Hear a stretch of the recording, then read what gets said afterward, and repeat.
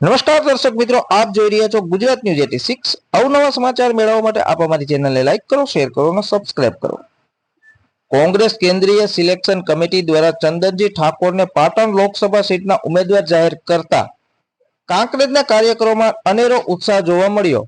પાટણ લોકસભાની સત્તાવાર ઉમેદવાર તરીકે પાટણ સિદ્ધપુરા વિધાનસભા પૂર્વ ધારાસભ્ય અને કાર્યકરોની અપેક્ષા મુજબ સ્થાનિક ઉમેદવાર તરીકે ચંદનજી ઠાકોર જાહેર થતા કાંકરેજ તાલુકામાં કાર્યકરો અને આગેવાનોમાં ખુશીની લહેર જોવા મળી રહી છે।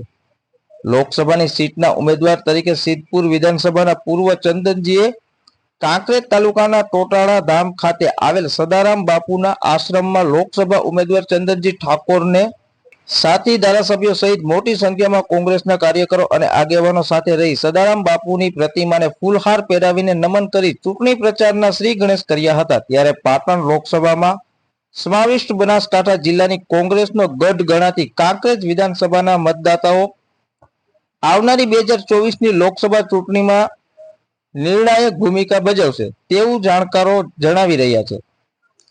ત્યારે આ બે વિધાનસભાની વાત કરવામાં આવે તો વડગામ વિધાનસભામાં જિગ્નેશ મેવાણી અને કાંકરેજ વિધાનસભામાં અમૃતજી ઠાકોર ભાજપના ઉમેદવાર ચાલુ ધારાસભ્ય છે।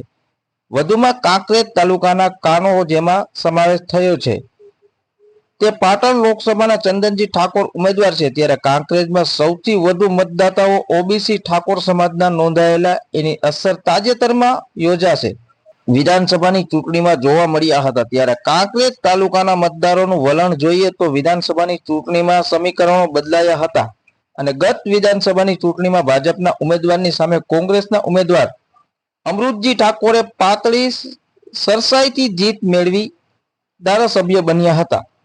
ત્યારે જાણકારો દ્વારા કહેવાય છે કે વિધાનસભા અને લોકસભાની ચૂંટણીના પરિણામો ઉપર સમીકરણો અલગ અલગ રીતે કામ કરતા હોય છે। ધન્યવાદ।